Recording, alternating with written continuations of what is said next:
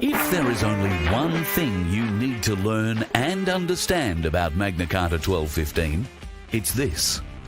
Magna Carta 1215 is the sole peaceful means known to humankind by which the rights of the weakest, most innocent citizens can prevail over a massive, potentially corrupt and oppressive state power. This is the voice of freedom, Magna Carta 1215 Learning Centre. Welcome to your next lesson with hosts Fitzroy and Carl. G'day folks, welcome along to Magna Carta lesson number 17. Of course, we talk 1215 in this place, and we do try and deride just about everything else that is mentioned around constitutional, common law and every other thing. I am joined at this time every week by the inimitable Fitzroy Sterling. How are you, my very good friend? It's wonderful to be back, guys. Good to see the chat's lit up already. So, big show tonight. Always a pleasure and looking forward to getting cracking. But yes, there's some announcements to get through first. So probably we'll start there. Yeah, hi. We'll start with Margot. Hi, all. 7:30 in Victoria. Yes, trying to keep the daylight savings time thing working for you people who are an hour ahead of us people in Queensland at the moment. 100 years and an hour behind the rest of the world at the moment. So I thought for consistency's sake, and there's quite a lot of people who are working on daylight saving time that follow the show. So we're doing it at 6:30 in Queensland, 7:30 in, everywhere else that is on daylight savings. And unless you're in South Australia, in which case you're either half an hour ahead of us now, I think, rather than half an hour behind us in Queens. Gets so confusing. That's a whole other ballgame. So a few little announcements. Maybe you are aware, maybe you are not. Have you been to vofhq.com and had a look? If so, you may have discovered I've written a couple of things. One of those things would have been about Cherie, our wonderful national coordinator who's taken on a big job. Now, Cherie is at the moment putting together a bit of a tour. We call it a tour. It sounds very rock starish. Trust me, it's not. It's a run that will get me from where I am to where I need to be for the next event, so to speak. Now, we're looking like coming to Victoria. In fact, I guarantee you we're coming to Victoria in October. The mission to Melbourne is on right now. In fact, the convoy, for what it was, at least came through here yesterday in Brisbane, I believe. Met up on the Tweed, picked up people down there, and somewhere about now must be down around Coffs Harbour or Taree or somewhere like that, maybe a bit further down. Could be in Sydney by now. If that's the case, that's wonderful, and I'm sorry I couldn't be part of it. I will be heading to Melbourne, though, in the next little while, and we will commence doing some shows down there from, I want to say it's the 14th of October. Cherie will kill me. I should have memorised this all by now. But the 14th of October, I think we'll be coming to South Morang is where we're going to kick off. We've had a lot of people from the northern parts of Melbourne and South Morang in particular contact us about doing a show in that particular area. So 14th of October, and as soon as we confirm the venue, we will put all those details up on the VOFHQ website. We're going to Shepparton on the 16th. I can tell you that will be at the Terminus Hotel in Shepparton. There was talk that we were going to do common law stuff there, Magna Carta 1215, but they had planned on a longer stay. Unfortunately, there has been a bit of a conflict with events happening in town and the availability of a venue. So we might only get one night in Shepparton initially, but we will come back. Shepparton's an old stomping ground of mine. I used to work at 3SR many years ago. In fact, I've got a story about the only time I've ever had a house that got robbed. It was in Shepparton, but anyway, that's a whole other story. Shepparton is the go. Then we are going to be coming to Darren Bergwerf's place at Frankston. We say Darren Bergwerf's place. It's my place, but it's my place at his place. So we're looking forward to going down with Darren. And, of course, we will be exploring a great deal more in the way of the People's Council of Frankston and how many People's Councils are being set up in various other places. So if you have an interest in the People's Council, you can go to vofhq.com, and on the homepage, you will find everything you need initially to set up. And that essentially is a link to frankstonpeoplescouncil.org. Go across there and have a look at their minutes for the first 3 council meetings that they held, and they will essentially tell you how you form your own council. Initially, you need an administrator and a treasurer and a litigation arm. Of course, Spiros will be the litigation arm. There is a process that is required to follow, so go and check out those minutes. And we will, of course, be helping to educate people as we go around on this tour through Victoria. There are a few other places pending at the moment. We are looking at places in Echuca. I think Darren has contacts there, and Mildura and Horsham. If you know anybody or you are somebody in the Swan Hill region, I think we could potentially stop off in Swan Hill and do a night there if required. Maybe Yarrawonga, Albury, Wodonga, anywhere around through there, Wangaratta. We're also going to head over to Bega, probably on the way back, and that might mean anybody in Gippsland. If you have interest in getting a show, then by all means contact Sheree, Sheree, at vofhq.com. And Fitz and I will do our best to try and entertain and inform a little bit. There is a bit going on the website. Go and have a look. I've put up a new page today. It has nothing on it. It's called My Place at Your Place. That's something that we're going to start working on very soon, and very excited about that. And it'll work pretty much in any town or city across the countryside. So looking forward to that. Now, getting on to a little bit of our feedback from last week's show. Haven't had any. We talked for an hour about Mike Holt. We talked and Dick Yardley's book, amongst other things. And I did get an email from Mike just prior to that show starting saying, give us a call, love to talk. I haven't called. I did have a meeting late last week with a bunch of people, and one of the people from Mike's organisation was there, looking forward to having a bit of a chat. When he figured out how I felt about what they were selling, he packed up his books and went home. We didn't wind up having a chat at all, because I guess they understand now the perspective we have is pretty much based on Article 40 of Magna Carta 1215 Fitz. And the first line of that is that you will not sell. So we're not into people selling solutions. The solution has to be made available to everybody, regardless of cost. So whether you're a pauper or a billionaire, you both have access to the same solution. At the moment, there are many organisations offering a solution, but it is only a solution available if you can afford it. And even then, it's not really a solution.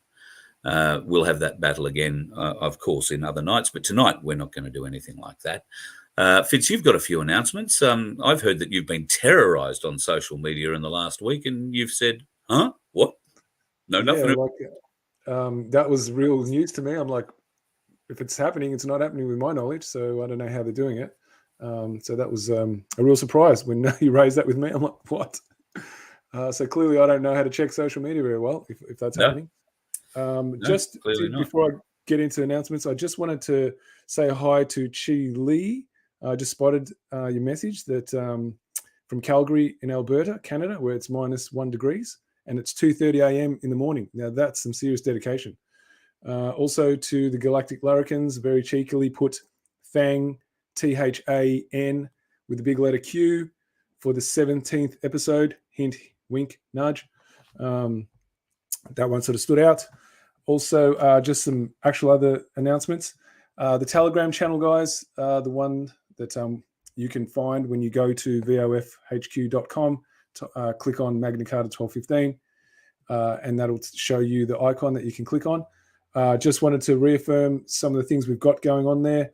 So we've got a whole new structure in place. So if you want to activate and you're willing to activate, you have all the resources already laid out for you. It's like so easy to follow. There's infographics that'll show you exactly which files you require, specific to which notices, what the oath means, why you take the oath, what protection it offers you, how to use the oath, like under duress. All this stuff is all laid out for you, right? You just need to take a little bit of time to read it.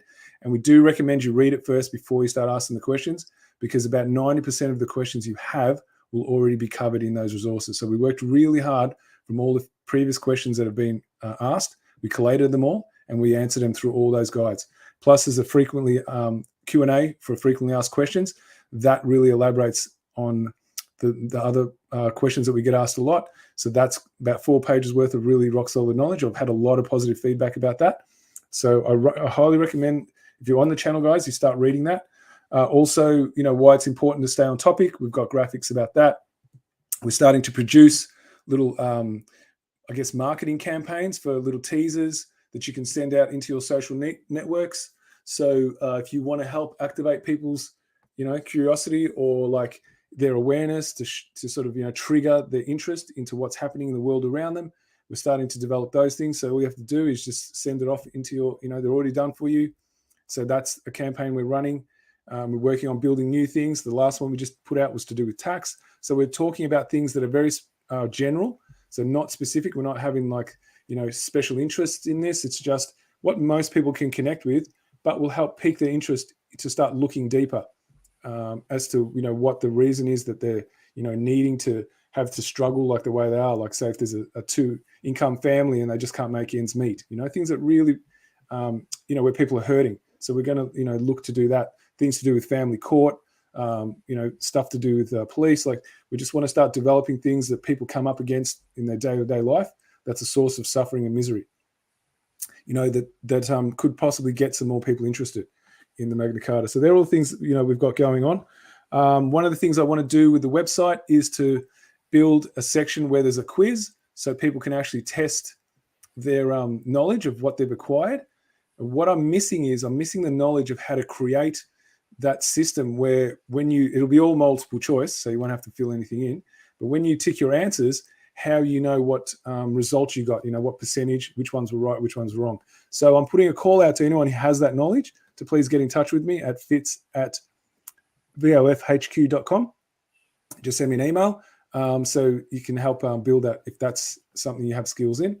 Another thing I wanted to just mention is I want to say a big thank you to John Locke. His YouTube channel, Locked On. If people want to go and get extra knowledge about all the work we do here, that's a fantastic resource. He covers it in real detail. So you'll have double the amount of knowledge now. And also his producer, Tony Lambert, for all the special work that he's done behind the scenes. So super grateful to you, Tony. And also just a shout out that Tony does have a site called Secret Harbour Sessions when he does his own work as well. So if you want to check that out, that's pretty much all I had to say for now. So we can get cracking if we're good to start. I just wanted to have a bit of a mention about the channels we're streaming on this evening. People might be a bit light on in some places. I have been banned from Facebook for another, I suppose, 18 odd days. So we're not streaming on any of the Facebook channels at the moment. That ban was because of a picture I posted about Hunter Biden 2.5 years ago. So they must be going back through my history. I've also been banned for, I'm not completely sure what, on the Carl Liebold Voice of Freedom YouTube channel. Now, I'm thinking it's got something to do with the conversation we had last Friday night, potentially with the Cossack, or maybe one before that. On the Friday night where I was prattling on, I may have said something that triggered them. I'm sure it has something to do with that event that happened in 2020, in November of 2020, that nobody is allowed to talk about, because if you do, it gets taken off. At any rate, if you are watching on any other channel other than None2K, then I would ask you to just keep an eye. If you're not subscribed already to None2K, go and subscribe to it, because I have removed that video from None2K, so they can't ban me for having it up there. It's still available on all the other sites. So if you're watching Voice of Freedom or Carl Liebold Voice of Freedom or whatever, it's still there, but it's not on None2K, so they can't ban me for that. And I find what they do is they progressively ban me over different channels. It's like the algorithm they use takes a little bit longer to sort through all the different channels and find the particular piece that they're using. So I've removed it from None2K, so they won't find it there, and I'm not likely to cop the ban on that, even if they do shut down all the others. At the moment, it looks like it's a mandatory 2-week ban. I've appealed it, and they've rejected the appeal. What a surprise. So won't be broadcasting live, at least on Carl Liebold, voice of freedom in the near future. Okay, Fitz, good to go. So we want to bring up our PowerPoint, and I'll try and make it just full screen. remembered one more announcement. Just want to say hi to all my friends in Gippsland. I was there a few weeks ago and looking forward to coming back in a couple of weeks. So just I forgot to say that last week, so I kicked myself for missing that. So this week I want to make a point of saying hi to all you guys out there. Better let also, we Sheree have know, a guest from Ireland too on tonight. Yes. So well, just a quick hi. I was hoping to have a guest from the UK, but unfortunately he got caught up with a family issue over the weekend, and we didn't get to do that show. But I'm hoping that A, everything's okay with his family, and B, we get that opportunity to catch up soon. Yeah, that'd be awesome. But just we've got a bit of international flavour on tonight, so it's that's always a bit of a thrill. Excellent. But yeah, let's get started. All right, into one. So just before we start, I pulled this off a I think it was one of those. I think it says what it is actually. It's a Telegram group, and when I saw it, even though I was talking about space and aliens, it was very relevant to what tonight's theme is about. And so I thought this is a really good place to start, just because it's pretty much what we're going to cover, just in a lot more detail. And so this is a great way to lead into it. Beyond the New World Order, in the shadows of other dimensions, there lays a nefarious force waging war upon humans for millennia, from the space between spaces. A dark force that governs not just our thoughts and actions, but our very souls. The very advent of time began the slave-master hierarchy between us and those unseen forces behind our every action and thought. They built and created rules and systems of thought, created kingdoms and spawned religions used to rule the masses from afar by controlling the ebb and flow of space and time on an epic level. Under the guise of free will and individualism, the systems in place around us actually ensure that we have no choice but to comply and obey an underlying agenda that, at its core, is evil, and have been put in place by beings that feed and are nurtured by the control they maintain over planet Earth. So I just love this because it's pretty much what we're going to dig into tonight in but real detail. So I don't want to wreck it by elaborating on it now. We're going to do it piece by piece as we go through the slides. So I just wanted that as our intro. Satanism, from the Hebrew word hasatan, meaning one who is an adversary or one who opposes the true order of the universe. To oppose natural order is to act against the laws put in place by a higher form of intelligence than man, in order to rule over all life forms on this planet. So this is basically a belief system. That's what that's basically saying, that one can find a way to ascend into that godlike position where they are beyond the laws that govern everything. And so that's the true nature of Satanism, that one who ascends into that level of sickness, that they can actually believe that that's possible. And then everything they do is in pursuit of that. So just wanted to really get that nailed down, because this is pretty much the centerpiece of what we need to unpack and truly understand what kind of mentality is in place and how to work with it and how to use it to your own, so you prevail over it. Because if you don't understand it, you cannot create a structure or even a solution. You need to understand it before a solution. So you need to know what the causal factors are before a solution will appear. So this is about really getting deep into understanding. Satanism isn't about, blood sacrifice, etc. They're just the external trimmings. It's a state of mind, and it's a belief system, and it's an inversion of reality.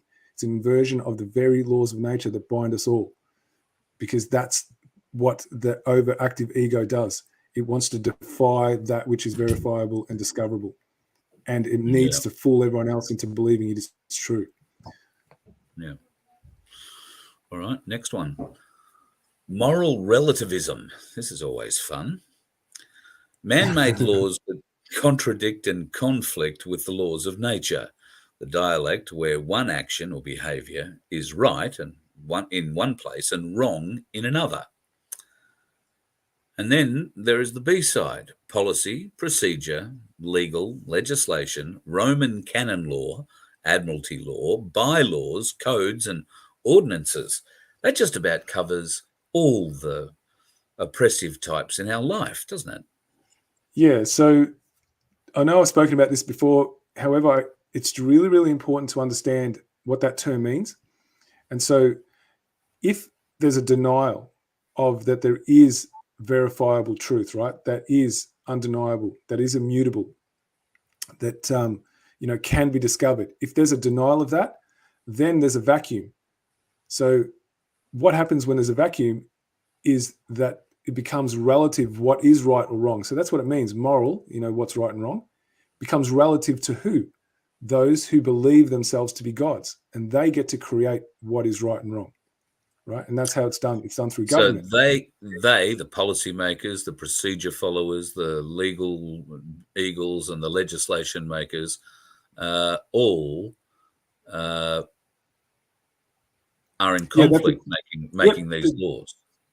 So they're following that belief that they are gods. Yeah, like they get to decide for everyone else what is true, what is false, what is right, what is wrong, and it's expressed through these terms like policies, procedures, legislation, Roman canon law. These are all superstitions, admiralty, bylaws, code. None of this exists in nature. It has to be made up, and it's been appropriated for the purpose of domination and control. It's not been appropriated for any other purpose other than that. So these of their own are not the issue. It's how they're appropriated, and that's what needs to be understood. Is that that's what moral relativism is? It's the appropriation of something for the use of domination and control. And you can only do that if you believe yourself to be a god. So that's what Satanism is really about, that they are gods. And they get to make sure they are. Next up is a video. Do you want to introduce that? Let me just get my screen up so I can see what we're up onto. Yes. So this is just a really good way to understand what kind of consciousness goes into wishing to be a police officer, like to really get a deep look at it.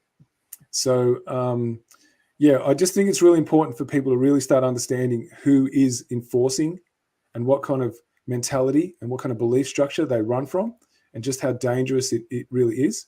So we can really know who we're dealing with when these men and women that put these costumes on that are fully armed with lethal weapons, just how frighteningly dangerous they really are. So this is a really good way to get an introduction into that. Authoritarianism, of course, this belief in authority, this illusion that some people are masters and others are slaves, and the masters get to issue commands and the slaves have some sort of inherent moral obligation to obey these commands. It's what I call master think, ultimately. And, that's why they want to create this schism. It's a divide and conquer strategy.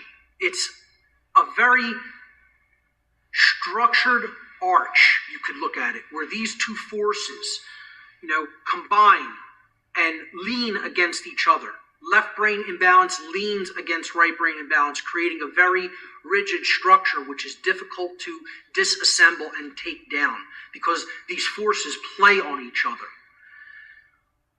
Right brain imbalance, if that part of the brain is chronically imbalanced, or chronically dominant, I should say, these following states result to the belief that there's no such thing as objective right and wrong as well. Feelings of unworthiness, feelings of self-loathing, falling into patterns of following other people's orders, because, hey, if you're naive, if you blindly believe, and you don't really believe there's such a thing as absolute objective truth, then I'm going to take somebody else's word for it. And if they say this is what's right to do, then I'm just going to go along, follow their orders. So many people are in that extremely imbalanced, dangerous state of mind. And I call all of this imbalanced thought slave think in general. And that's what the dark, occult overlords right now at our time in history, that's what they want. They want these two states, They just want them operating all over society. They don't want anybody in a state of balance bridging these two modalities of consciousness and bringing them together. They want people in one state of imbalance or the other, so that those dynamics of master think and slave think continually play off against each other. Wow. So yeah, there we have it. It's like that permanent state of imbalance. That's why you have a look at those police lights, right? What color are they? Just the same colors that was on that screen then. It's red and blue. They're actually showing you what and who is coming after you. Someone who's in a permanent state of imbalance, who will believe everything they're told and follow it without question. Like, that's one of the most dangerous ways you can exist. And then they arm them. We give them weapons. And this is what we've not known about what it is, who gets drawn in to become a police officer. And it's quite frightening. And it's really important that the collective conscience starts to raise and can see these people for what they really are, how broken they really are.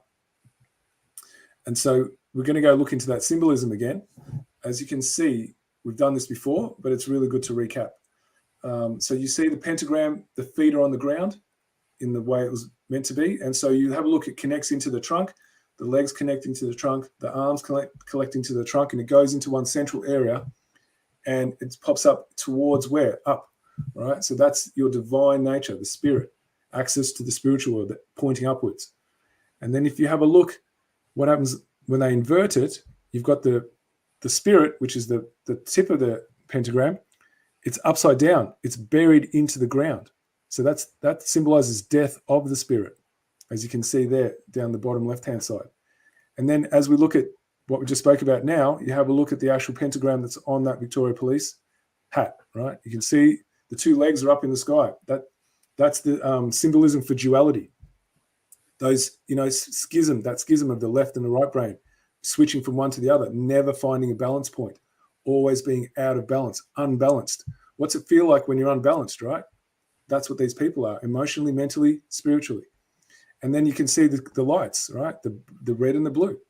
That real following orders is the blue, and the red is that authoritarianism without question. I don't know if you're of an age to remember where police used to only have blue lights and ambulances only used to have red lights. And they had, I think, one or maybe two. Fire engines had red lights, and lots of them. And some, I think, very early introduced some sort of white ones as well, or clear, bright ones.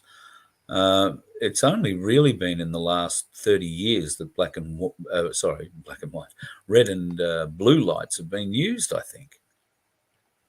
Yeah, I do. I think I have some memory of actually one light. To memory now. Yeah. You have to be a certain age. Go and look up Division 4 on YouTube. Yeah. That'll give you a good idea. That is ringing a bell. And then if you have a look over in the far right, bottom right-hand corner, you've got the goat, right? So we all know what that means. And so you see it's all connected. This symbolizing, they're showing you in their symbolism, who they specifically recruit for a specific role. They have to have some level of credulity and willingness to sidestep their conscience. That's the only way. I mean, it reminds me of this story that this woman in my common law group said how she went for a job as a detective, and it came down to her and one other, and he was already in the police. And the question that got asked, where she knew that she failed, was, if you ever saw that something untoward was happening, would you keep it to yourself or would you let everyone know? And she's like, well, of course I'd let everyone know, because the more people that know about it, the quicker we can resolve it. And there's three on the panel, and they've all just looked across at each other with this real disapproving look. Yeah. And she knew right then and there that this was a cult. Yeah. This is what we're running here. And that's what gets, sold to us as justice. And it's nothing of the sort. And so the more we start really getting, more and more coverage and start really going over and over this, and it comes prevalent in our minds. This is why I'm going over this, because this is the centerpiece. It's the police. They are the ones that are holding the whole thing together. And so we need to fully understand it. That's why we're spending a bit of time on this tonight. All right, so let's get on to our next video. Do you need to introduce this? This is a bit of an example. So this one should be another extension of what just happened before, just with a real deep understanding of the psychology, right? The real psychology of somebody who, you know, is willing to do this, what's happened to them and how they operate as a psychological child. It's really important to understand that as to why they would act out in the most... followers are next, the least mature, and yet they're the most responsible. The absolutely most responsible people. Now, how could the least mature be the most responsible people? Well, it's true. These people are the people who have not grown up ever, okay? And yet, they're the most responsible for what's going on in the world. They actually create the police state. These children, who I'm going to put images up on the screen, and if you can just, when I put these images up, I just want you to look into their eyes, okay? And you tell me if these people aren't children. You tell me if you look in their eyes, look into the researchers' eyes I'll put up later, and compare them to these people's eyes. Because they say the eyes are the windows to the soul. You tell me if these aren't psychological children. These people have not grown up one iota from childhood. Not one. Yeah, well, they're big and bad trying to take other people's rights away on command. Yeah. But here's what they really are, folks. We are the house slaves. We are the house slaves. No lower form of life than a house slave. It's not a race issue, it's a truth issue. Okay? These are the house slaves. We'd rather enslave our own species, and ourselves included, rather than grow up, develop real courage, and think for ourselves. So that's really, really important to understand. You know, he said it right there in that last statement. That's who gets attracted to this kind of role, a psychological child who seeks approval from an external family because they didn't get it in their own family history. Now, that's a sickness and a disease, and that's who gets attracted to this role. That's why they will do whatever it takes.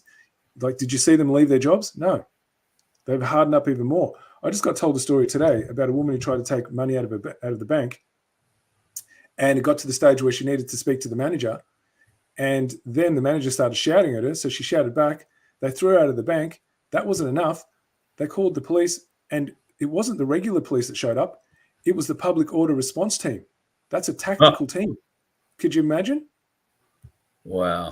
This just shows you the true nature of what is actually happening and unfolding.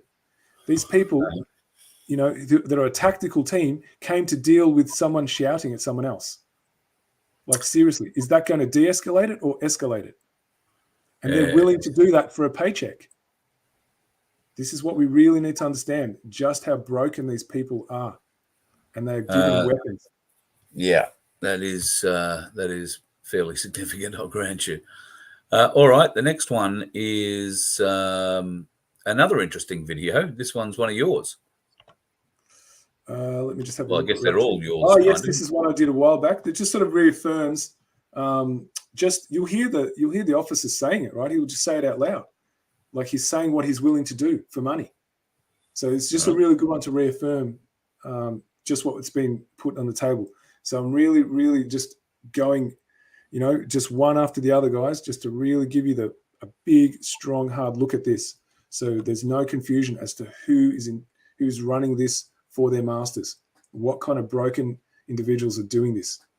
Because if you weren't self-loathing... If you've had enough as much as us, why are you still enforcing the boys? You have to. Right? We get paid to do this, mate. I'm just as over this fucking protest as you are. By protest, I mean lockdown.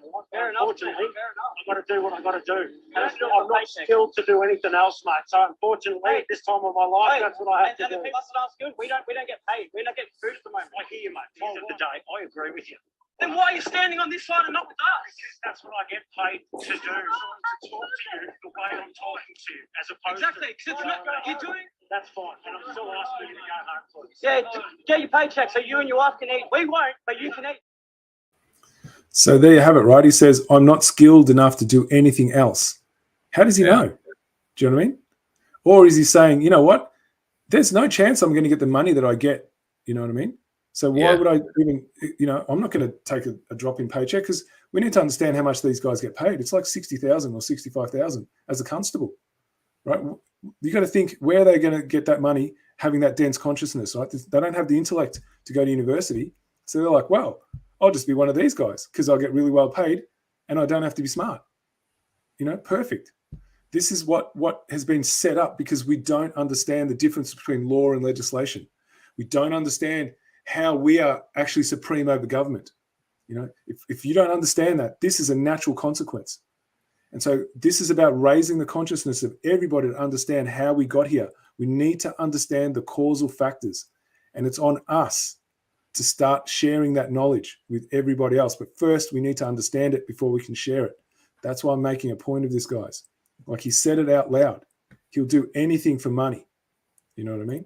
I think we've jumped backwards, Carl. So we should be, yep, that's the one. So like I said, everything's about inversion, right? So the people that you don't see in the shadows, they run the system. They don't make anything up. They actually go with what's already there and they invert it. So now we're going to have a look at the 4 tenets of common law versus the 4 tenets of Satanism. So if you want, you can read them out if you like, Carl. The 4 tenets of common law: no loss, no harm, no fraud, no violation of the peace. That means keeping the peace. The 4 tenets of Satanism: self-preservation, moral relativism, social Darwinism, and eugenics. So if we go to self-preservation, that means that I get to do whatever I like, and it doesn't matter what I need to do to get what I want and how many people get harmed because of it, because what I want is the most important. Now, if you test that against, does that mean that there will be a loss, there'll be a harm, there'll be fraud, and there'll be a breach of the peace against anybody else? The answer is yes, right? So you can see how it's an inversion. Now, moral relativism is like that I am a God, so I get to decide what is true and right as it suits me. And then again, test it against loss, harm, fraud, you know what I mean? Same thing. It'll all be a breach of those 4. Social Darwinism is that there's a superior breed of being that has the right to propagate their genes, hence why those bloodlines always stay within the bloodlines. And then there's an inferior breed. Just like there's a food chain in the natural world, where the let's say the lion is the king of the jungle type thing, there's this hierarchy. Well, they take it there's a hierarchy within the same species. And therefore, there's someone who has the right to propagate their genes and others who don't. Now, if you think about that, if you're following that, what is it again? Is there going to be loss, harm, fraud, and violation of the peace? Absolutely. And eugenics is, well, because we're gods, we are the special breed, we get to decide who lives and dies. Now, the way we understand that today is through the jabs, right? Is that they're genetically modifying us. But they're still getting to decide who does and doesn't. There's other versions of that I don't have time to cover today that's been happening for thousands of years.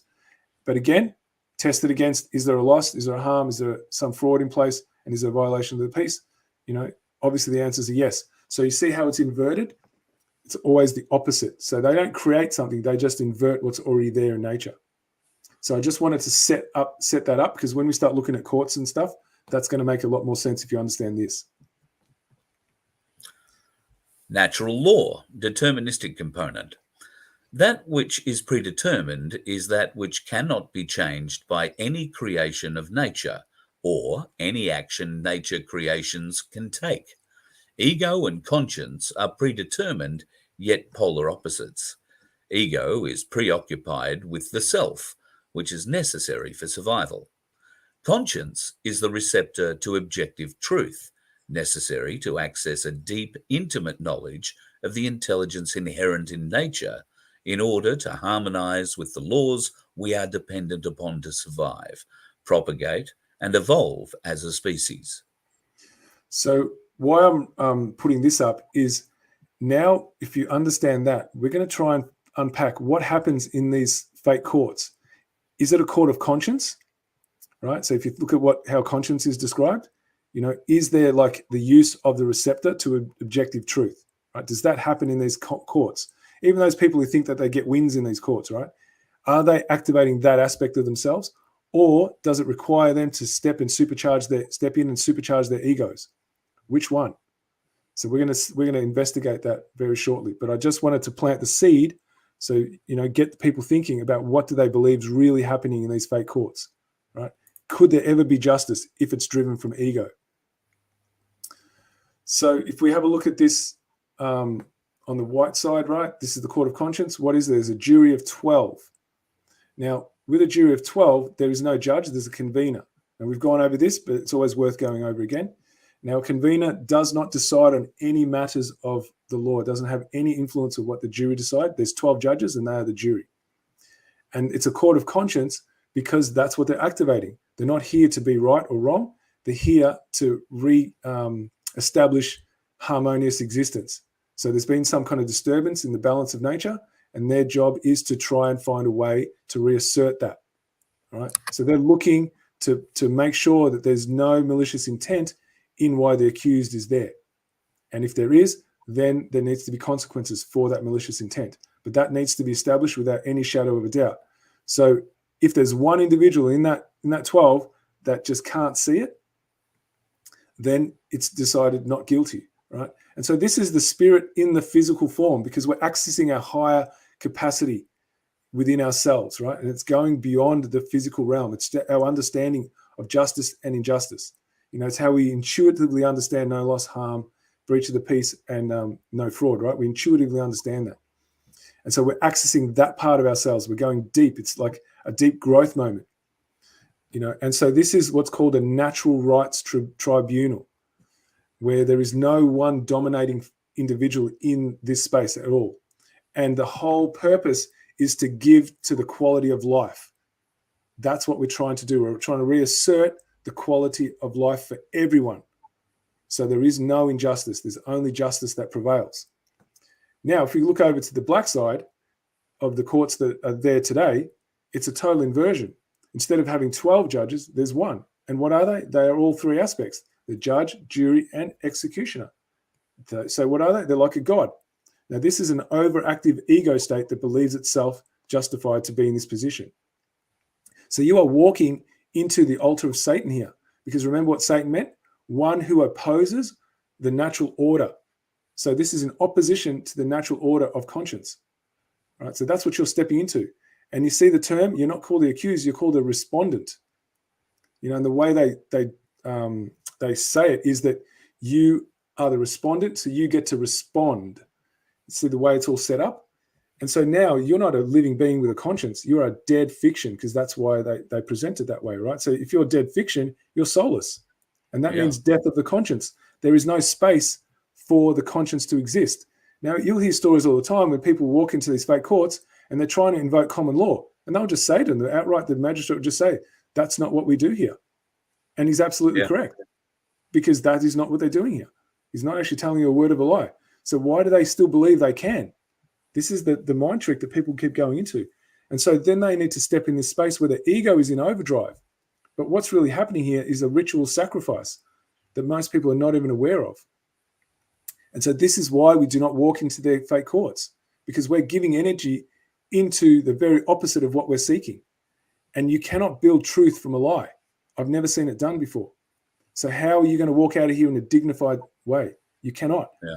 As soon as you step in, you've been harvested and plundered, no matter what you say. That's already a foregone conclusion. You know, they are converting that CQV trust into income. That's what they're doing. So you are part of that fraud. No matter what you say, you cannot get out of it. You know, it's never been done. So just to highlight what's been happening. But I did want to just bring up a couple of other things before we go to the video. If you think about it, if anyone's ever had a summons and they have a look at what's written on there, it always says one corporate fiction versus another. And what does that mean? They're two adversaries, right? So they're in opposition to each other. It's a contested hearing. You'll hear things like that. It's a contest. So even the language tells you that this is about putting you in opposition to somebody else, right? That's a position of a win and a loss. No different to like a gladiator or a champion. You know, someone needs to be the champion where it prevails. You know, and then you get people that I'm aware of who you know hold this Christian faith, and they keep going into these spaces, you know, like the people's champion. Now, there's someone coming up in November that I'm aware of that used to be an MMA fighter. And if you think about an MMA fighter, what are they, right? Is that not a position of ego? You know, if they really believe that there's this divine, you know, knowledge and creator, would that be the highest form of intelligence to actually promote harming one another, you know, for sport and for adoration and adulation? Is that what the highest form of intelligence can come up with? This is the thing that we need to start asking each other. Like, what joy is there in harming somebody else, for the sake of other people, screaming and shouting? Like, are we tapping into the suffering of the other one when they're being hurt? What would drive someone to want to hurt themselves? This is the question. Why would you want to take blood? This is easily laid at the feet of the Romans with their circuses of the day and their gladiatorial battles from Roman times. Now, there were other cultures around that time. Standing. I didn't mean to start that. And prior to that time, who all had battle-type cultures where these gladiatorial types came from. The Romans were the first to make a show of it. So once again, this sort of leads to the deception being created much, much, much before anybody thought of MMA.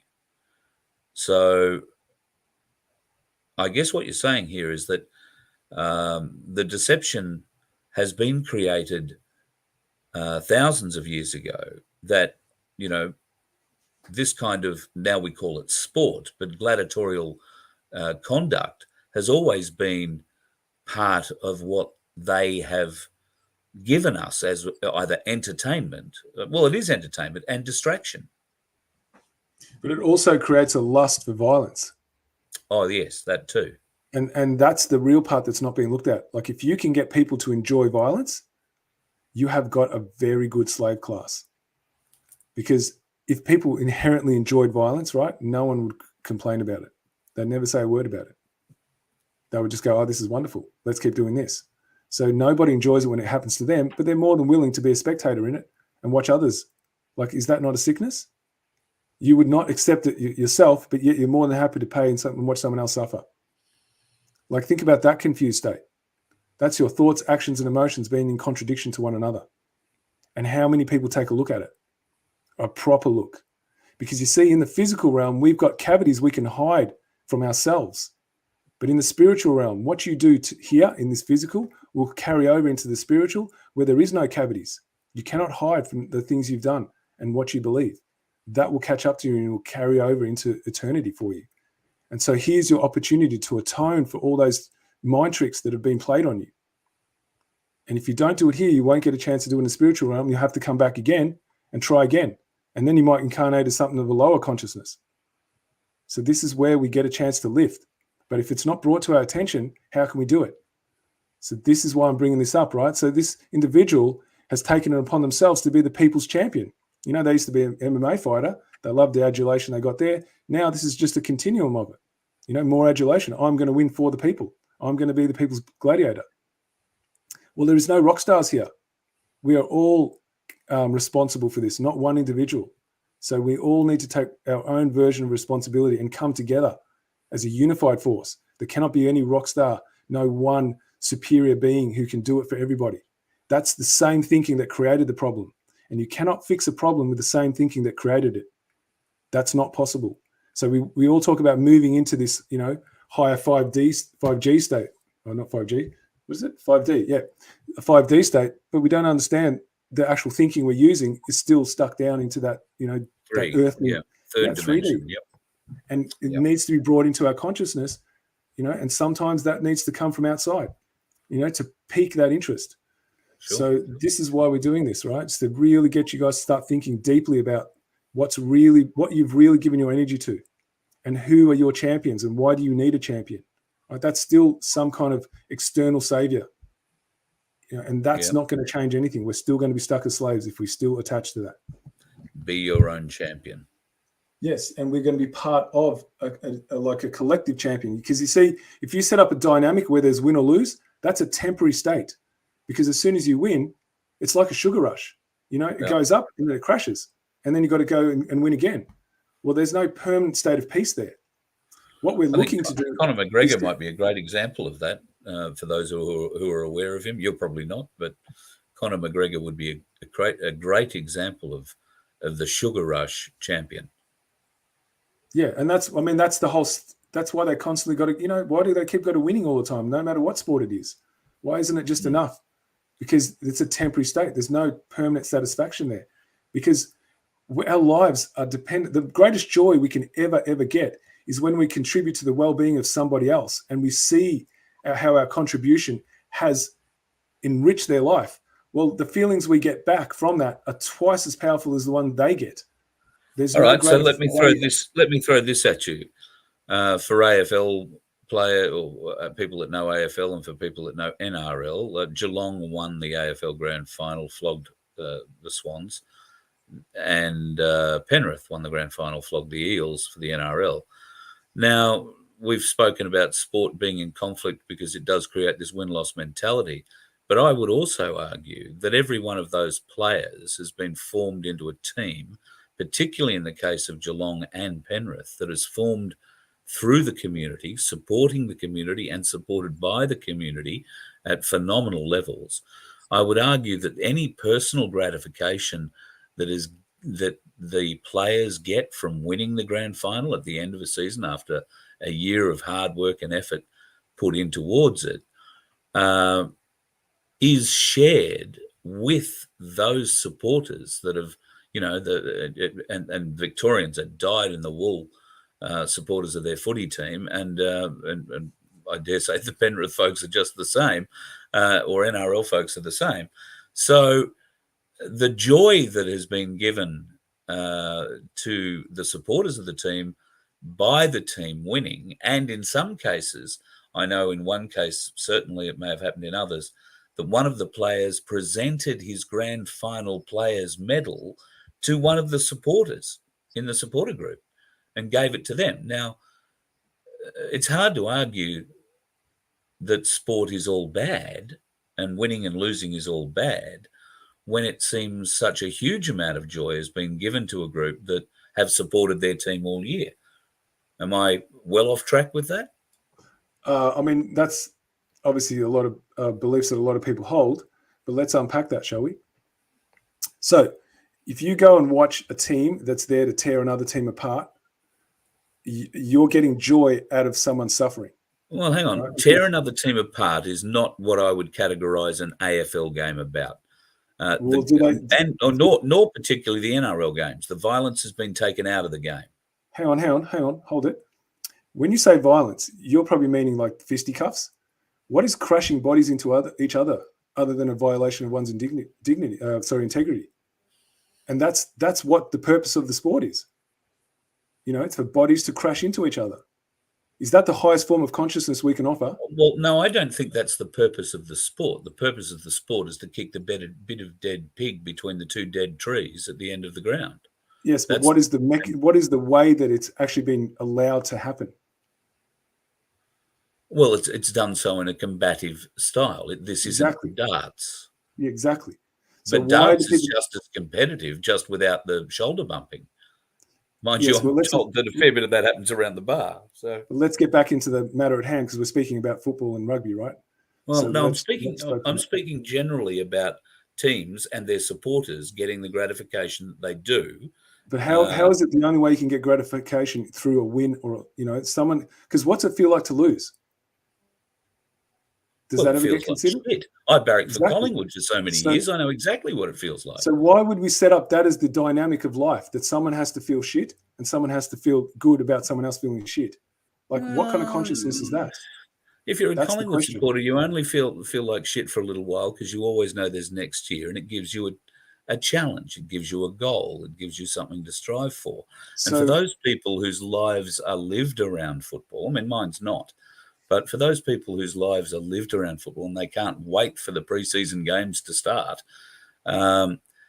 this is, I suppose, something of a religion. And you're right, people have been trained into following this and being distracted by it. So you think about if you're a child, right, and your parents take you to a football game, what are you learning about where your value is? Like what's shown to you as being something of value? Is it how to give freely from the heart to contribute to someone else's well-being? Is that what's being celebrated here? Like, what are the lessons that are being taught to a young child who doesn't know anything, right? They don't know about winning or losing. This is a construct. This is what's called self-contradictory rules, because the parent teaches them to share when they're a child, right? So you might be in a doctor's surgery and you'll see a child playing with toys and some other child will come and snatch out of their hands. Usually, not every time, but enough times you'll see the parent go, no, you have to share. Well, then how does that make sense? Is that sharing when we do that? When we set up the win-lose? Is that sharing? No, someone gets the spoils and someone gets to suck it. And that's what they're teaching their child. Now, how are you going to have a functional society based on competition? You know, we're going to learn that that's just natural behavior. That's what that child's going to learn. And they don't have the conscious awareness to actually understand that that's been manufactured and programmed into them. Because what's the system of our economic structure? It's competition. You know, every single aspect of life is about you have to compete to survive. Why? We're not inherently like that. So why do we set these structures up? And why do we perpetuate them without thinking about it? These are the questions that don't get asked. So what joy is there in watching someone else suffer? How can you derive joy out of that, really? I appreciate that point. Can I throw in, and I know we have to move on, but I want to throw one more scenario at you. Let's pretend it's 1952 and Mount Everest hasn't been climbed yet. There are 2 or 3 groups that are capable of climbing it. Edmund Hillary is part of that, or part of one of those groups. And there is a race on, albeit an informal one, to get to the top. Now, is there more coming? Well, I'm just trying to see how what you've said so far would work against, or what how it tears down this sort of a scenario where the goal is not, if you like, a battle against anybody else per se. It's a battle against nature. Michelle Lee, let's use her as another example. She's rowing across the Pacific Ocean at the moment. Now, if somebody else was rowing across the ocean, a man, or doing it supported, not unsupported like she is, it's still a race. But is there any loss? Is there? I mean, the fellas who came second to the peak of Mount Everest, I'm sure they felt a bit bad about it. But was there a great detriment, like you're saying? Was this these kinds of challenges wrong? I'm not saying right or wrong, but are they in the service of what we seek? Do we seek to live in peaceful, harmonious coexistence? And is competition the way to achieve that? That's what I'm asking. Competition is how hard things are achieved, because people will give it a go. Some people will choose not to give it a go. Some people will. Some people gave up on that climb up Mount Everest. Some people didn't. Some people were able to reach higher, further, faster. Some people didn't. So here's the question, right? Is it worthwhile to only have some people get to the top and have that superior experience, that they're better than somebody else because the other ones who didn't? Or is there more value in the ones who... No, but does that mean that the person who does get to the top should install a fucking chairlift so that the ones who couldn't make it there on their own steam get there? Hang on, let me finish. Or is there more value in helping each other? So where someone may not have the same skills as another, right? Because do we want to live in a system of equity or not, right? So sometimes people need a bit of extra support because they're not at that same skill level. Does that devalue the fact that they gave it their best effort? No, but nobody's devaluing the fact they came second climbing Mount Everest. Why even have that as a thing? Why even have first, second, third, last? What does that achieve? Well, there always has to be a first, and for some reason... But why does that have to be valued? Like, why does that have to be held in high esteem? Well, I don't know that in every case it is held in high esteem. But that's what's being put on the table. To be the first to do something, to be the first to create the wheel, to be the first to create fire. That did. Well, here's the thing. Every single piece of knowledge that exists, one doesn't create for themselves. So you truly are not the first at anything. All you've done is you've developed from what's already been handed to you. So you're a part of a chain. That's all you are. This is what people don't understand. So you don't inherently have exclusive knowledge that no one else does. You just might have an ability to be able to manipulate that knowledge in a way that others didn't. But you weren't born with that knowledge and no one else. So this is what I'm trying to explain. We live in a shared experience. And so if you don't like suffering, right, if you don't enjoy it, why do you think someone else would? So why would you be part of those conditions for someone else's suffering? That's disconnection. That is disidentification. This is how we harm each other. When we disidentify with the other because we don't believe they're good enough or they're not worth enough, that we're superior to them, this is where violence comes from. That's why this society we live in is so full of violence. They don't even know it. And they've been so programmed into it without even questioning it. You know, like I'm looking at statements here in the comments and people just talking about going to the pub and all this other kind of stuff. Like, it's full tilt brainwashing. They don't even know it. Like, that is that your highest aspiration, to go drink and get smashed? Like, really? That's what you incarnated for? Like, come on, guys. You know, we're not here to just do what we've been taught. We're here to elevate our consciousness. You know, that's like a full tilt dingus comment right there. And that's just, you know, how do people understand what they've just said? You know, if you really think about it, guys, put yourself in the position of the one who's suffering. Is that a source of enjoyment for you? And if it's not, why would you wish it on somebody else? Because as soon as you do, you have instigated violence. Because hate comes into the heart when you do that. And you cannot help it. It's submit or rebel. They're the two choices you get when you set up a system of competition. None of those two are giving to life. Both of them are taking from life. Sarah raises an interesting point here. It improves resilience. What does? Fighting with each other? Well, no, we're not talking about fighting. We're talking about winning and losing. We're talking about competing on whatever level that happens to be. So now, let me put this to Sarah. Sarah, do you believe that nature in itself has got that many challenges that resilience will just come from being part of it? You don't need any extra stimulus. That's enough of its own. If you don't believe, I would argue that nature, if you want to walk through a jungle, nature has a million ways of hurting you, stinging you, exactly. cutting so you, why would you poisoning you. So you either walk through and develop calluses, resilience against the attacks on your feet, or you, through brain power, start ripping off bits of bark and using it as armor to protect yourself as you push through these trees. This is resilience born out of the adversity that you've faced. Yeah, so nature has enough of that, right? It's already got enough of that. Why would you do it to one another? Why wouldn't you be like part of the solution for each other? Because otherwise we're just the law of the jungle. So that's Darwin. That's social Darwinism right there. That's what sport is. So we get to a point now where we're unable as a civilization to teach our children anything different.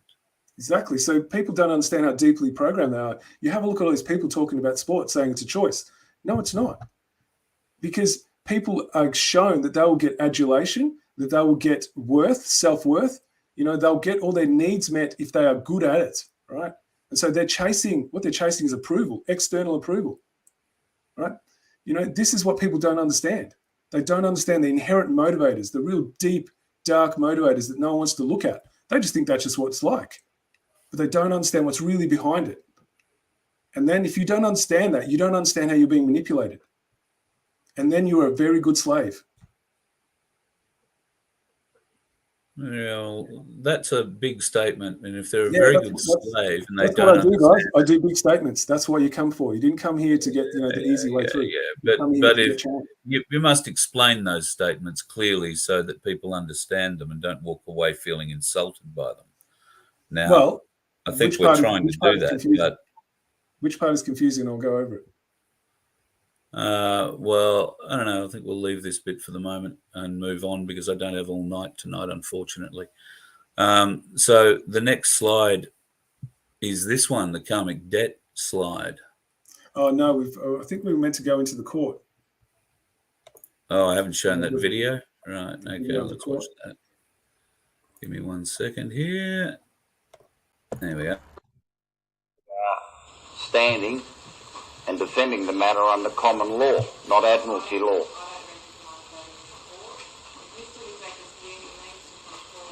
No. Well, before we proceed any further, we want to see your certificate of commission with the Royal Identifier on it. Yes, you do. I'm sorry. Because otherwise the court's a fraud. The court is a fraud. Unless you can produce that, you can't remove me. This is our court, not yours. This is a people's court, and we want to see your certificate of commission, please. I'm not in disrespect to the court. Listen.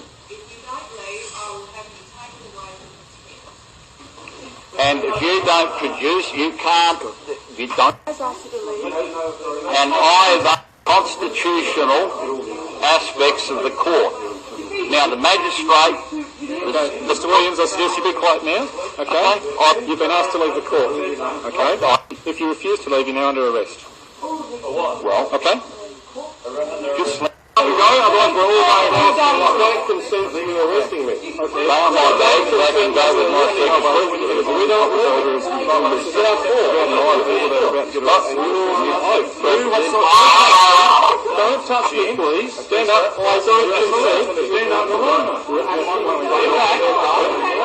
Stand up. No, you are under oath. Peter, you are under oath. Peter, you are under oath. You are under oath. You do not do that. Excuse me, back up, please. You are under common law oath. You are under common. Right, stay on the line. Stay on the line. You have been told. Yes, I have. No, you don't. Yes, I do. Because the magistrate's court is constitutionally... the magistrate's court is in criminal contempt of the High Court. I didn't have to leave because I asked the very same things in the Supreme Court, and at the end of the day... We're not contracting under our rights. Sit down. You were the chef me. No, No, you don't. That's lies. we're not contracting. Do you understand me? See, what you don't realise... Unhandcuffed me, we're not contracting. That's why you're Can I just say this to you? It's not your phone needs to be quiet so you can talk. Listen. You work for a proprietary... I work for the state government of Western Australia. I'm employed as a police officer. I don't give a shit about your constitution crap. Yeah, right. Go find a tree with idiots and worry. Much articulated. Very much articulated. And what he cares for. So all the people who believe they can actually go and invoke common law into a fake court, like, here's your evidence, guys. This is what it gets you. You're walking into Satan's sandpit. Like, this is about domination and harvesting. That's all it is. And they showed you what will happen. Doesn't matter what you say. It means nothing to them because that's not a court. It's a private business. And who are these police officers, right? We've gone through that. He's even told you, I do what I'm told. That's it. I don't care about anything else. I don't give a shit about your constitution. Like, think about that. Like, that's a massive statement. And he's come out and said that publicly. All right. So this is the thing about what happens when you teach people that there's competition and, that we need to go against each other. That's separation, it's division. That's Satanism. Satanism is about disidentifying. It's about disintegrating. They don't see themselves as being integrated as part of the community. That's not how they see it. That's that split. That's what sport does. It teaches you to split. There's no integration in sport. There's us and them. So sport itself is not a bad thing. It's how it's appropriated. And the way it's appropriated is for us to be divided and then conquered. It's sending that same message. Same with the economic system. Same with politics. Same with school. What do you got to do to get into a good school? You got to compete. What about a job? You have to sell yourself. Think about that. Right? Yeah. This is constantly repeated in every aspect. Every single thing we created has been inverted to get us to believe we are natural competitors. That's the point of what's being raised here. That's why these people can be of this dense consciousness, and they can not care about their fellow man. The very people that that role was created to protect is who they go against. And so this is why I put this together, right? If you're going to go into their fake courts, right, how about you try and talk about the white elephant that's really in the room here and then see what happens? Because these people, they'll start saying, when they think they get a win, oh, the magistrate has jumped ship, he's bailed, they're saying like that, things like that. And you're like, hang on a second, where's the actual ship? We're sitting in a building on dry land. Why are you calling it a ship? So what are they doing? They're engaging in the very fantasy. So why don't they bring in their Easter bunny and, Santa Claus at the same time? Let's talk about the fairies being here as well and the leprechauns and the unicorns. Why don't we do that too? So how is that a win, right? You are engaging in a lie. There's no truth being told here. So, when people say, well, I know how to stand as a man, by whose definition? Who defines what a man is? If you are your own freestanding individual that has a soul and a spirit, who can define you? And so they think that they've, cracked this code. Now I know how to stand as a man. In whose arena? To do what?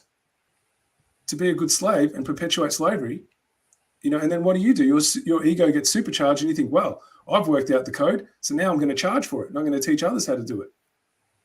Truth is not something you can sell because it's discoverable. You can't sell truth. It exists and it's there for the purpose of enriching life. It's whether you're willing to actually step into that space and see it for what it is and act on it. So that's why I put this together, guys, because what this is really happening here is a superstition and we need to call them on it. So if you're going to go contest it, show some real courage and do something no one else has done before. So this is a list of questions that people should be asking? Yep. If they're going to go challenge the magistrate, go ask them this. All right. Do you, and I'm just not going to read magistrate's name, do you want me to read all of this? I can do it. No, I'll do it. I'm just wondering, it just is a bit much to take in. It might be easier for people to download it and get it themselves, and I'll upload it on the website so that folks can get it at some stage tonight. Do you, that is this private bar guild meeting operating out of public courthouse to create the illusion that you, the man, woman doing business as a magistrate in the name of the court, have authority to rule over people who enter this building seeking justice? Yes, that's a question you'd be asking those things, right? Do you deny? Because it's always about that. You set it up as let them deny it. Do you, the magistrate's name, deny that you operate from an ancient superstition known as the 12 presumptions of Roman canon law that runs from the presumption that members of your secret cult known as the private bar guild are public trustees acting as judges, prosecutors and magistrates, and that so long as the presumption is not challenged, you, magistrate's name, are immune from any personal accountability for your actions, so long as you, the magistrate's name, gain consent regardless of the intent with malice to use word, spell, magic to deceive unsuspecting men or women into contracting as a legal fiction for the purpose of harvesting and plundering the fraudulently created CQV trust that converts men and women born of nature into soulless dead entities known as corporations as soon as they are born. We are calling them out on what they're actually doing and see what they'll do, because they can't hide from karma. This is what we're doing. We're exposing their conscience to the karma that's coming for them. Do you, the magistrate's name, deny that the secret oath you take to the private bar guild is a cult superstition created to instill the belief that you, the magistrate's name, can shield yourself from the karmic debt that is released when you act to deceive living men and women with a soul that is eternal, to act as surety for the fraudulently created corporate fiction that appears on the paper that sits before you?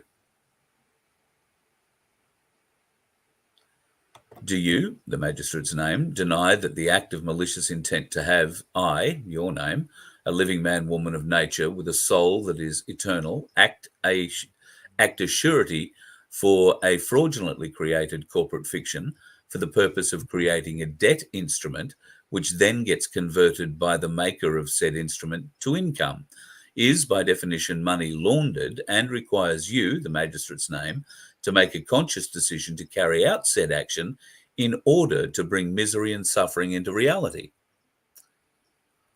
Do you, the magistrate's name, deny that the legal definition of legal is the undoing of God's law?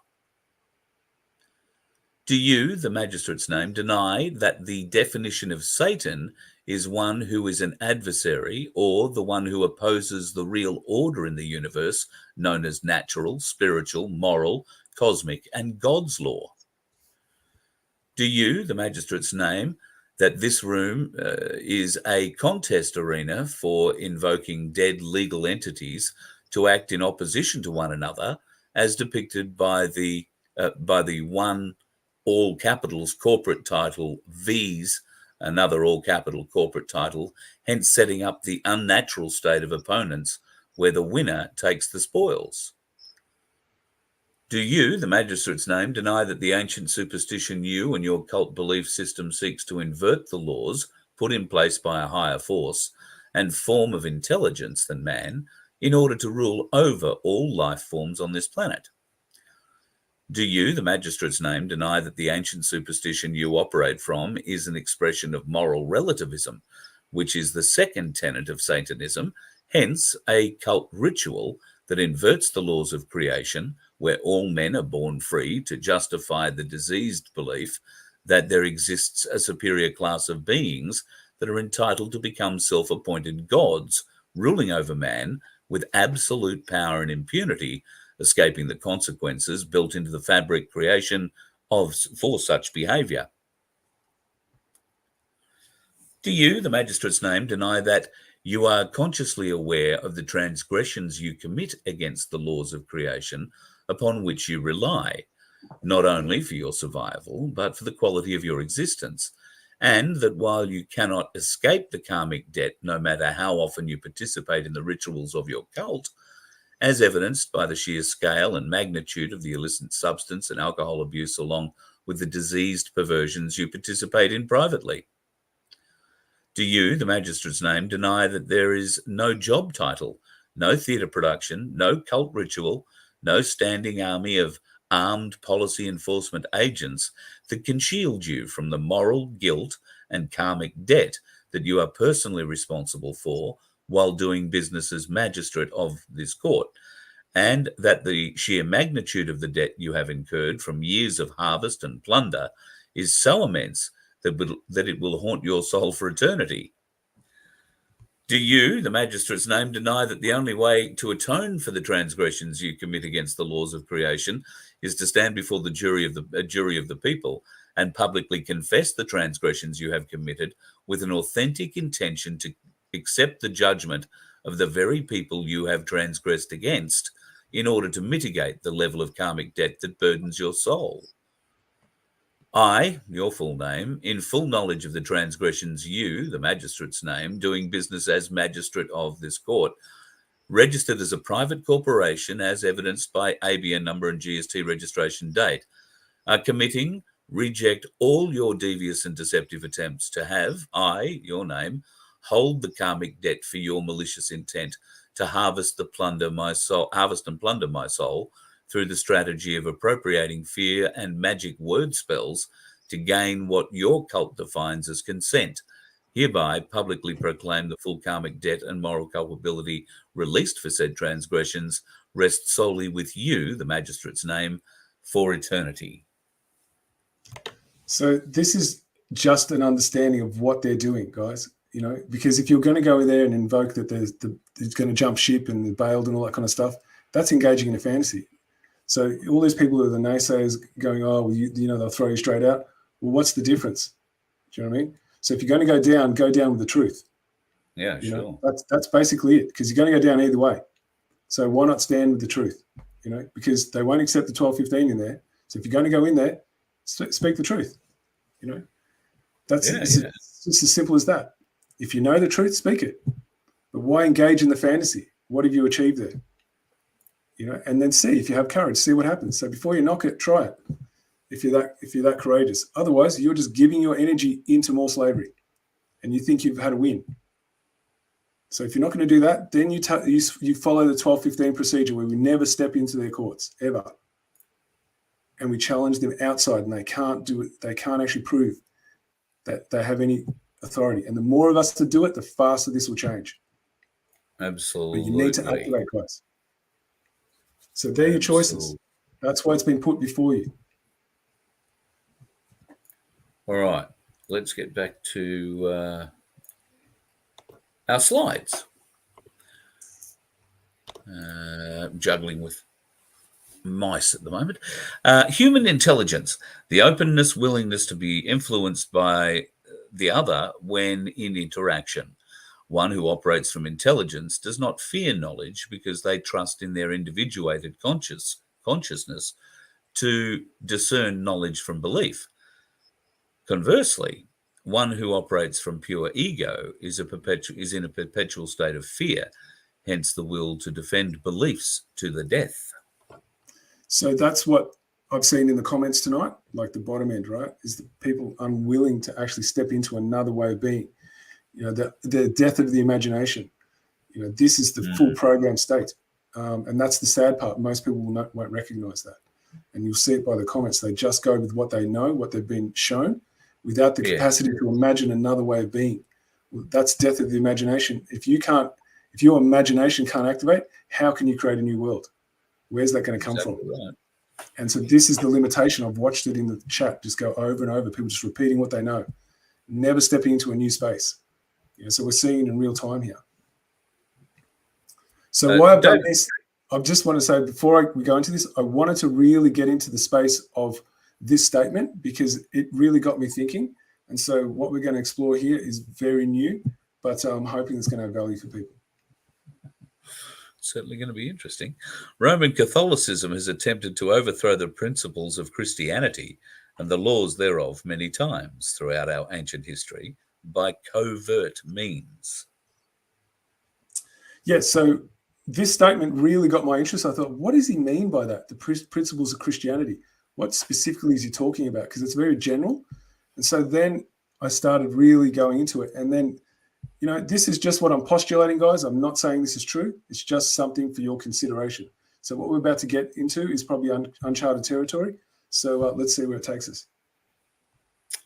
All right, into here. Article 61.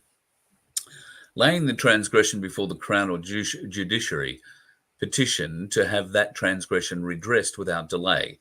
And if we shall not have corrected that transgression within 40 days, reckoning from the time it has been intimated to us, shall together with the community of the whole realm distrain and distress the Crown in all possible ways, namely by seizing our assets and in any other way they can until redress has been obtained as they deem fit, saving everyone harmless. So this is Article 61. This is the lawful restoration clause of how we return and reassert that which we're inherently endowed to enjoy, and that is our freedoms. But what I want to focus on is the number here of how many days were given to correct the transgression. And you see it says within 40 days. And then I'm going, okay, Christian principles, 40 days. There's a connection there, right? And I'm thinking 40 days, 40 nights. So let's go to the next slide. So there's a lot of connection to scripture here. So let's have a look at the connections here. 40 days and 40 nights referenced 24 times in scripture. Moses entered the cloud and went up to the mountain, and Moses was on the mountain 40 days and 40 nights. The flood continued 40 days on the earth. The waters increased and bore up the ark, and it rose high above the earth. Moses entered the cloud and went up on the mountain, and Moses was on the mountain for 40 days and 40 nights. Jesus fasted for 40 days, wandering through the wilderness. So this is what started coming up for me. I'm thinking, okay, why did they choose 40 days? It's Christian principles. So I'm like, then we're going to go into the number 12. Why is there 12 jurors, right? Let's have a look at that. The number 12 signifies perfection of government or rule. According to Bible scholars, 12 is the product of 3, which signifies the divine, and 4, which signifies the earthly. The heavenly bodies are also connected to the number 12, since the star passes through the 12 signs of the zodiac in their heavenly procession. The The number 12 has further significance as it represents authority, appointment, and completeness. The number 666 is used to represent the devil and hell, whereas 12, 12, 12 is believed to signify God and heaven. The number 12 is also associated with the government of the cosmos. So if you think about it, 12 jurors, right, acting out of conscience, heavenly, godly, like you really think about that, you're activating into a higher level of awareness. And 3, why is the 3 the divine? Because there's 3 aspects to your consciousness. So it all started dropping in for me, right? So like I said, I don't know if this is true. I'm not going to say it is. This is just what I'm starting to understand. And I'm just postulating it out there and seeing how it lands for everyone else and seeing what they do with it. So, we can go to the next slide. So this is the court of conscience. Now, if you go back, you'll see this is going to be really important for people who are watching this now to go back and watch this again. You see how it's got the jury of 12? Now, let's think about what happened on the other side. There was 12 apostles, right? Now, there's an accused in the court of conscience. Now, what happened there? You had people like Mary Magdalene and the lepers. And what did Jesus say, right? He said, he who's without sin, cast the first stone. Well, what's that invoking you to do? What's that inviting you to do? It's inviting you to go deep down into yourself and see how perfect you are, into the dark recesses, the places you don't want to look at. Would you want to be treated that way as well? The way that others are willing to accuse you, right? So what's Jesus in this manner? He's what? He's teaching them on matters of law.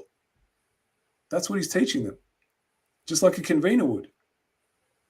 True. And I'm starting to connect it. I'm like, it's all starting to make sense now, right?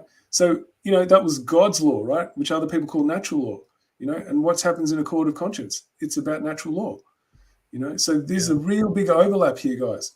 So if you understand why the 1215 Magna Carta is the way out, here it is. Like, whether you believe this was an actual event or whether it's just a spiritual teaching, like an allegory for a spiritual teaching, I'm not that concerned about. It's that you understand that there's something unifying here. Yeah. Where there is justice and equity, right? So, those lessons that Jesus was teaching in those spiritual teachings, they didn't happen in an actual building. It happened in everyday life.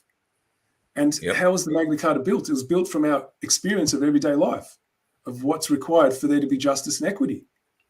So it's not that different, where the convener in a jury of 12 has that knowledge, that higher knowledge of natural law and the laws of the land, they would be imparting that knowledge on the jury. So what did Jesus do? He imparted his knowledge on the apostles. They were his disciples. It's very similar to me. So it's just something to think about, guys, as to why the 1215 MC has a solution in there. Yeah. And then if you look at Article 39, what is that about, right? It's about what is not allowed to exist in order for there to be justice. So what cannot be in play? Everything's in negatives. No free man shall be seized or imprisoned or stripped of his rights or possessions or outlawed or exiled or deprived of his standing in any other way, nor will we proceed with force against him or send others to do so, except by the lawful judgment of his equals or by the law of the land. Yeah, so everything that's here is about what cannot happen, but the only thing that can is that we're bound by the collective conscience, right? That is what we can't step outside of. So we are free as long as we, make sure there's no transgressions on our fellow beings. Other than that, we're free to do whatever we like, and it's unlimited. As long as we hold to that agreement that we would not do to others what we would not have done to ourselves. It's really basic. So that's what I started understanding is what was meant by these Christian principles. It's not the exoteric version, it's the esoteric. It's the truth discovery.